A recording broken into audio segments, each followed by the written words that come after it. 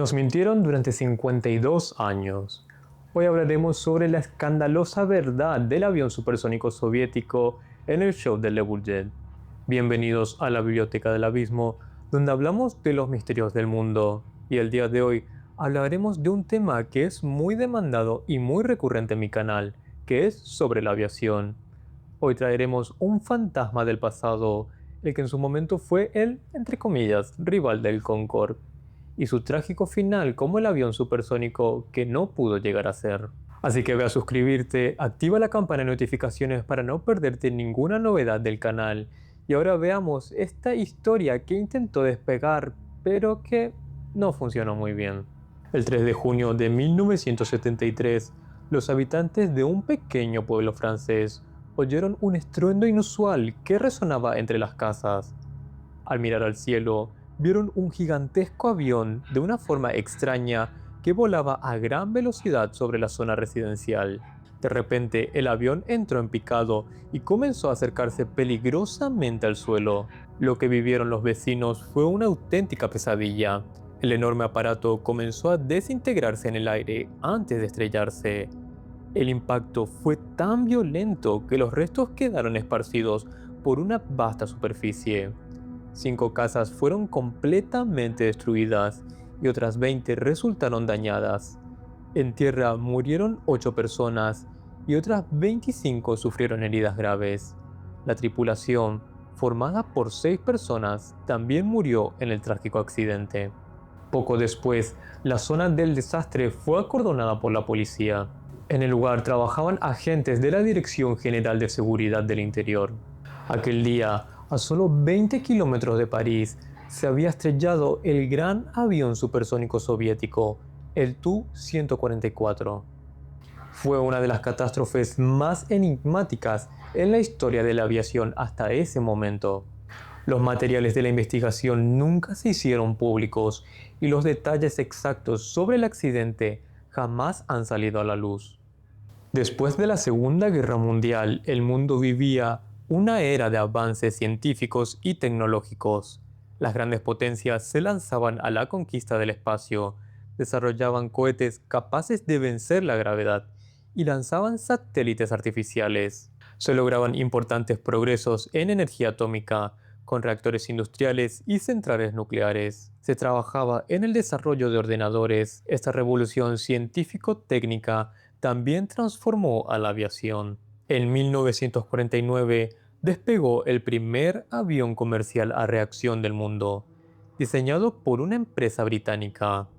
En 1952 empezó a operar comercialmente y en 1956 la Unión Soviética introdujo su propio avión de pasajeros a reacción, el Tu-104.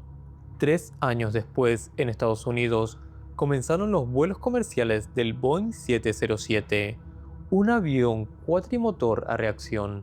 Pero el siguiente objetivo era claro: aumentar la velocidad de estos aviones hasta romper la barrera del sonido.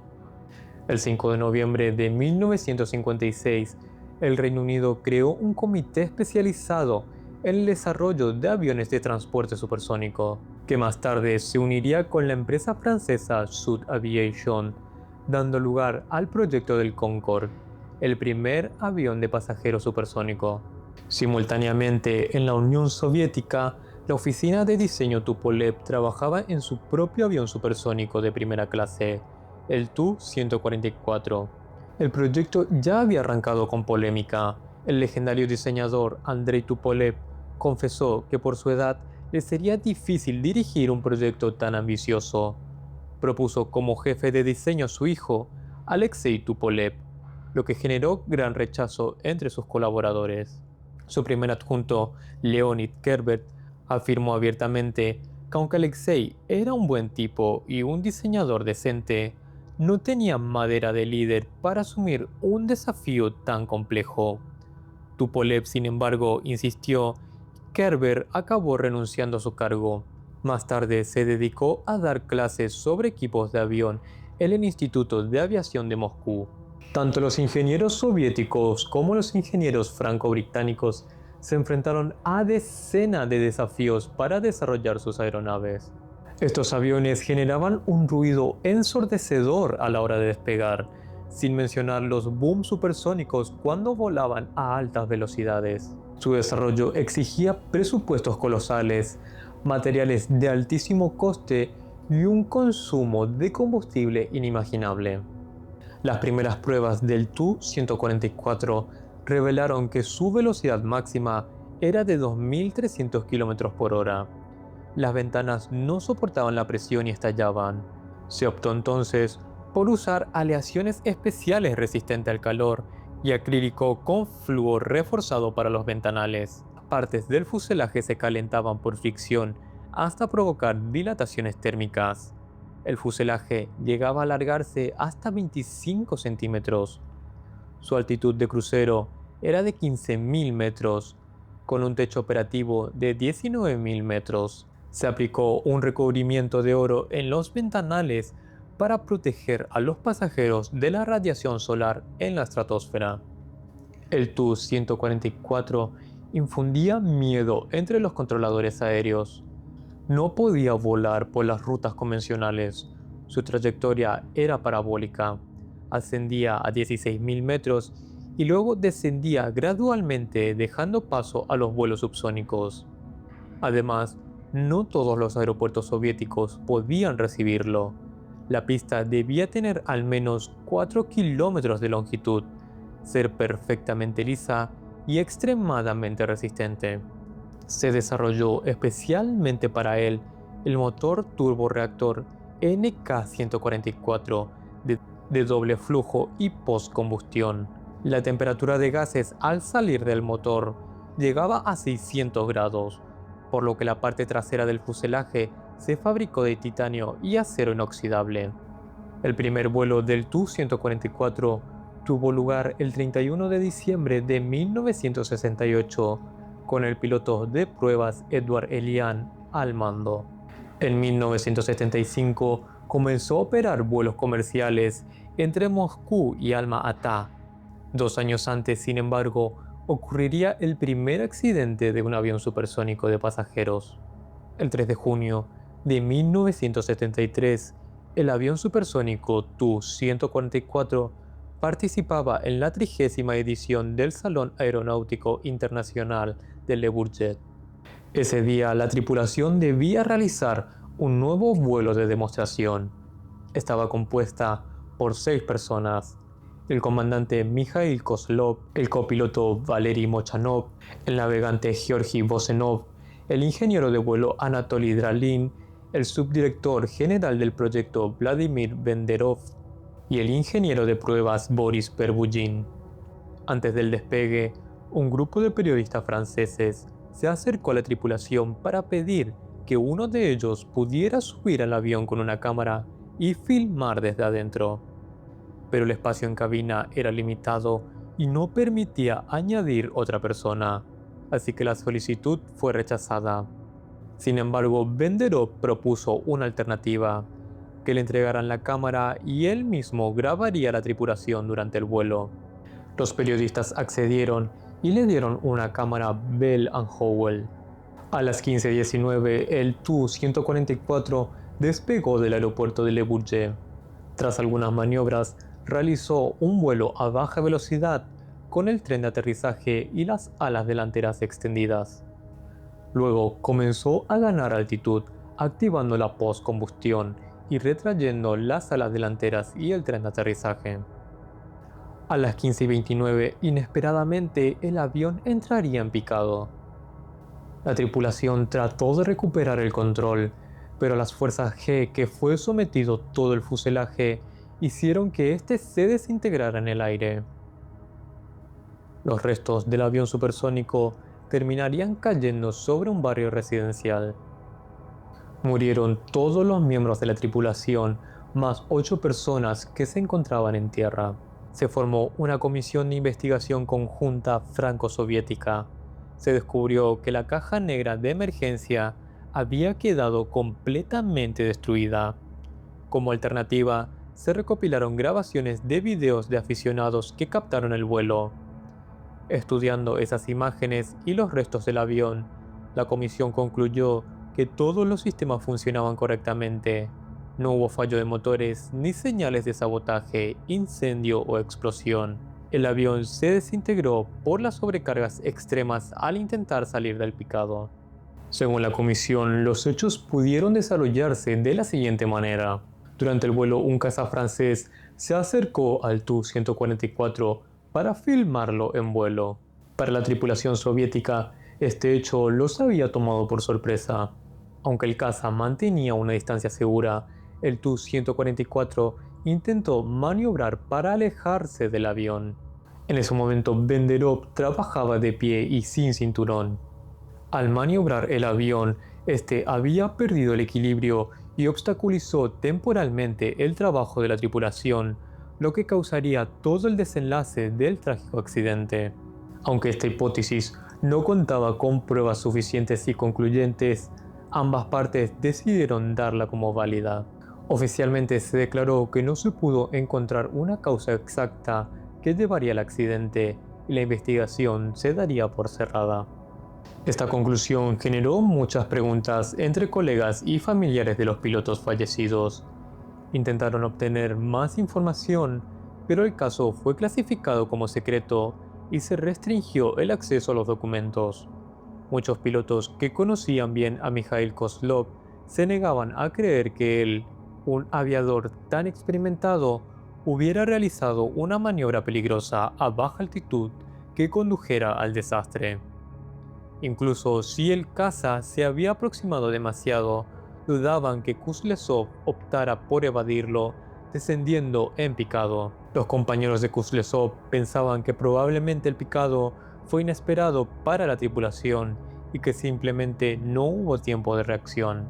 A continuación se presentan los recuerdos de Edgar Kupriansky, ingeniero en jefe de ensayos de vuelo, quien en 1973 presentaba al Tupolev 144 en Le Bourget. Según su testimonio, la noche del 2 de junio regresó al hotel y al pasar cerca de una de las habitaciones, escuchó una fuerte discusión entre el subdirector general del proyecto y el piloto de pruebas. Kupriansky se detuvo y abrió la puerta. Dentro estaban no solo Benderov y Elian, sino toda la tripulación del Tu-144. Al verlo entrar, la conversación se cortó bruscamente y reinó un silencio incómodo. Al darse cuenta de que había interrumpido algo confidencial, Kupriansky se disculpó y se retiró. Al día siguiente, según recuerda él mismo, completó todos los trabajos de preparación del Tu-144 para el vuelo. A las 15:19, el avión supersónico despegó y realizó el paso previsto sobre la pista número 30. Después de ese paso, debió iniciar la maniobra de aterrizaje. Sin embargo, para sorpresa de Kupriansky, el avión volvió a realizar otro paso más, no planificado. Intrigado, se dirigió al jefe de servicio de vuelo del Ministerio de Aviación, Oleg Belostoyky, y él le dijo: «Oleg Ivanovich, ese paso no está en el plan. Me parece que la tripulación se ha confundido. Deberíamos dar la orden de aterrizar». Pero Belostoyky, sin apartar la vista del Tu-144 en vuelo, respondió en voz baja: «Todo está bien, no te preocupes». Pocos minutos después, el avión terminaría en su trágico final. Elian corrió hacia Belostoyky, fuera de sí, con los ojos desorbitados, y gritó: «¿Qué han hecho? ¿Qué había pasado?». Al otro día, Kupriansky, junto con otros especialistas, fueron enviados a la zona del desastre. Su tarea era recolectar restos de combustible, fluido hidráulico y aceite del motor para su posterior análisis. Al inspeccionar la cabina, los especialistas notaron que uno de los miembros estaba sujeto con un arnés cruzado sobre los hombros, lo cual se hace solo en maniobras acrobáticas. Parte del resto de los miembros fueron expulsados del avión. Sus cuerpos habían sido encontrados esparcidos alrededor de la ciudad. Se procedió entonces a buscar la caja negra. Un día después, uno de los grupos de búsqueda reparó en una casa particular que tenía una abolladura redondeada reciente en una de las paredes. Al revisar el terreno, encontraron un fragmento dañado del mecanismo de arrastre de cinta de la caja negra. Esta estaba totalmente destruida, pero entonces descubrieron dentro de un gran cubo de basura del jardín una cinta deformada que parecía parte del registrador de vuelo. Al parecer, el dueño de la casa, limpiando los restos caídos, la había tirado al pensar que era basura. Los expertos soviéticos estaban acompañados por policías franceses. Había que entregar esa valiosa cinta al comité soviético sin levantar sospechas. Entonces los técnicos organizaron una pequeña treta. Todos los restos recogidos se colocaban en dos montones. En uno, piezas de interés, en el otro, cosas sin valor aparente. La cinta fue puesta en el segundo montón. Más tarde, sin llamar la atención, uno de los ingenieros la recogió y fue enviada a Moscú. En la versión oficial, la cinta seguía figurando como no encontrada. Todos los restos del avión fueron cargados en un An-22 y trasladados a Moscú, donde se montaron sobre una maqueta de madera del Tu-144 dentro de un hangar. Al mismo tiempo, comenzó la decodificación secreta de la cinta recuperada. Durante años, periodistas franceses, británicos y soviéticos trataron de descubrir la verdadera causa del accidente. Surgieron múltiples teorías, casi todas apuntando a que la tripulación soviética reaccionó de forma inadecuada ante la aparición inesperada del caza francés que filmaba al Tu-144. Con el tiempo, un grupo de especialistas emprendió una investigación independiente. Entre ellos estaban Valentin Bliznyuk, diseñador jefe del bombardero supersónico Tu-160, Leonid Vasiliev, experto en aerodinámica aplicada, Vladimir Bull, jefe del departamento de motores del consorcio Tupolev, Valentin Klimov, director general del consorcio Tupolev, Arsenij Mironov, director en ciencias técnicas, especialistas en ondas de choque, Alexei Tupolev, diseñador jefe del Tu-123 y Tu-144, Yuri Popov, director del proyecto Tu-144, Alexander Puyov, director de programas de aviones supersónicos, Georgi Cheryomukin, jefe del departamento de aerodinámica. El resultado de esta investigación se publicó posteriormente en un libro. La verdad sobre los aviones supersónicos de pasajeros, el accidente del Tu-144. Todos los participantes en la decodificación de la cinta firmaron un pacto de confidencialidad y un pacto de silencio. Sin embargo, con el paso de los años, algunos expertos liberaron cierta información al público. Según la grabación de la caja negra, después de realizar una maniobra de Gorka, una figura de vuelo donde el avión asciende con un ángulo constante, se replegó el ala delantera.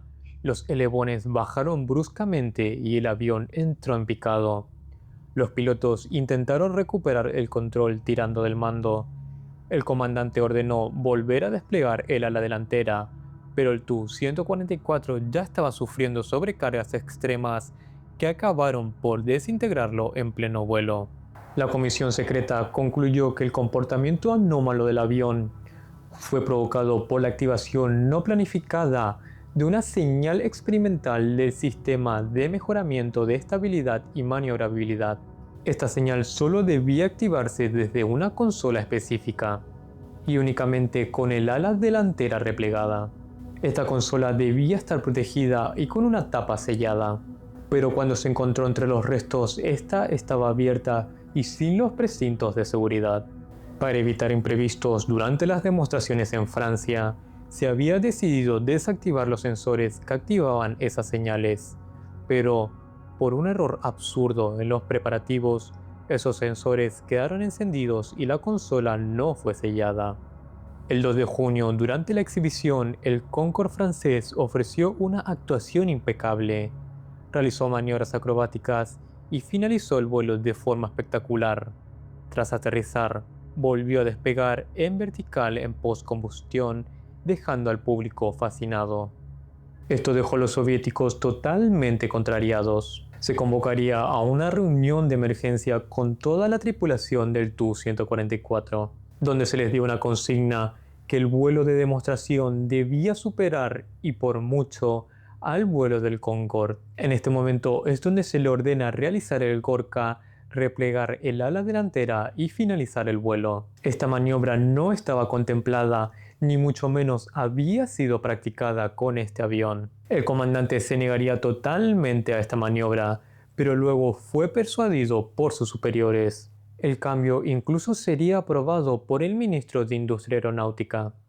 El comandante Kozlov y el ingeniero Pervugin acordaron activar antes del vuelo la señal que mejoraba la estabilidad lateral, pero al hacerlo accidentalmente se encendió también el interruptor adyacente que activaba la corrección de la estabilidad longitudinal, una función jamás ensayada y que además estaba ajustada a su valor máximo. A las 15:19 el Tu-144 despegó. Tras girar, plegó el tren de aterrizaje y comenzó la gorka, con los 4 motores en postcombustión. Luego se replegó el ala delantera y el avión se estabilizó brevemente en horizontal.